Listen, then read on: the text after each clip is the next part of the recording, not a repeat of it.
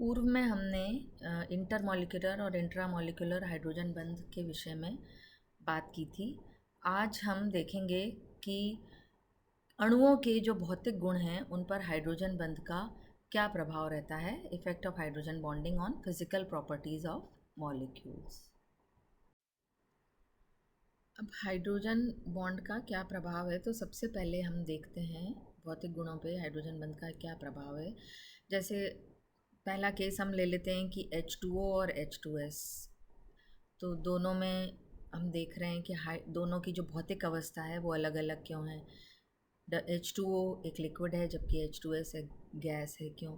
क्योंकि सामान्य ताप पर क्या होता है कि H2S हम देखते हैं गैस है और H2O एक द्रव है।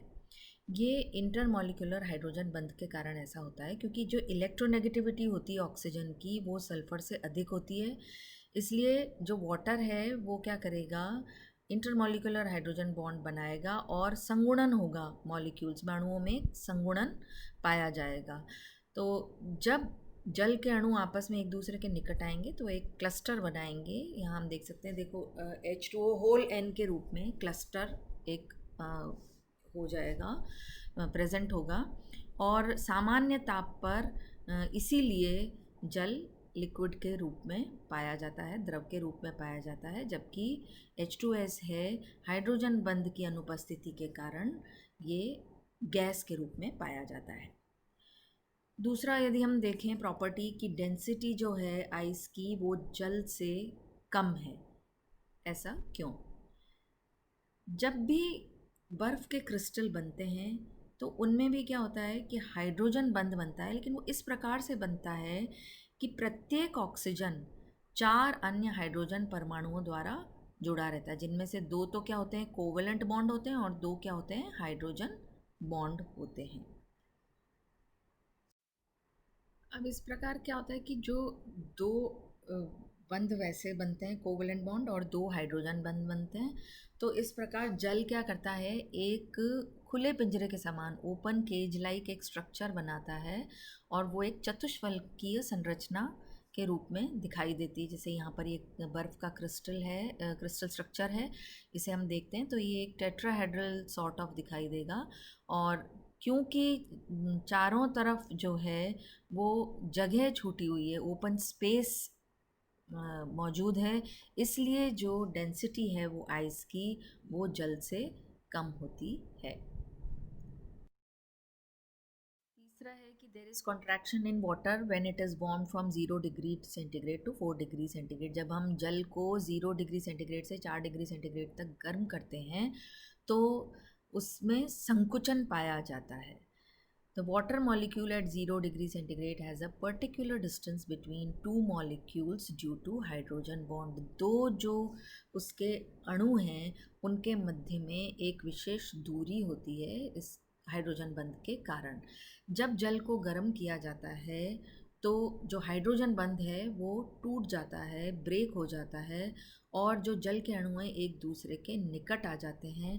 तो जो वॉल्यूम है जल का वो डिक्रीज़ हो जाता है। और जब इसे 4 डिग्री सेंटीग्रेड से अधिक ताप पर गर्म किया जाता है तो इसकी जो काइनेटिक एनर्जी है वो बढ़ जाती है, गतिज ऊर्जा बढ़ जाती है और जो अणु हैं वो एक दूसरे से दूर हो जाते हैं। ये क्या होता है, आयतन प्रसार के कारण, ड्यू टू वॉल्यूम एक्सपेंशन ऐसा होता है। इसलिए हम कह सकते हैं कि 4 डिग्री सेंटीग्रेड पर जल का घनत्व अधिकतम होता है। अब हम गलनांक और क्वथनांक की बात करें तो जो हाइड्राइड्स हैं, नाइट्रोजन, ऑक्सीजन और फ्लोरीन के हाइड्राइड्स क्या क्या हो गए, जैसे नाइट्रोजन का तो अमोनिया हो गया, ऑक्सीजन का वाटर हो गया, फ्लोरीन का HF हो गया। तो इनके गलनांक तथा क्वथनांक पर क्या प्रभाव पड़ता है। जैसे जैसे मॉलिक्यूलर वेट बढ़ता है, मेल्टिंग पॉइंट और बॉइलिंग पॉइंट जो है यौगिकों का वो भी बढ़ता है और इसलिए उनके जो हाइड्राइड्स हैं उनका भी मेल्टिंग पॉइंट और बॉइलिंग पॉइंट बढ़ता है। जैसे अमोनिया, वाटर और HF, इनका बॉइलिंग पॉइंट अधिक होता है क्योंकि इनमें इंटरमॉलिक्यूलर हाइड्रोजन बॉन्ड और एसोसिएशन ऑफ मॉलिक्यूल्स पाया जाता है। इसलिए तो पहले हमें क्या, किसी भी बॉन्ड को ब्रेक करने के लिए, जो इसका बॉन्ड है उसको ब्रेक करने के लिए हम पहले इसको ऊर्जा देते हैं और फिर हमें ऊर्जा की आवश्यकता होती है इसको बॉईल करने के लिए, इसलिए इनके जो बॉइलिंग पॉइंट हैं वो अधिक होते हैं। अब एक उदाहरण हम ले लेते हैं molecular weight of acetic acid. अब एसिटिक एसिड जो फॉर्मूला है वो CH3COOH, उसके हिसाब से इसका जो मॉलिक्यूलर फार्मूला है वो 60 होना चाहिए, लेकिन जब हम स्टडी करते हैं हम देखते हैं तो इसका जो मॉलिक्यूलर फार्मूला है वो 120 पाया जाता है। तो ये इसलिए क्योंकि ये एक द्विलक अवस्था में जो डाइमर स्टेट में ये पाया जाता है, इसलिए जो इसका मॉलिक्यूलर वेट है वो 60 की जगह डबल होकर के 120 होता है।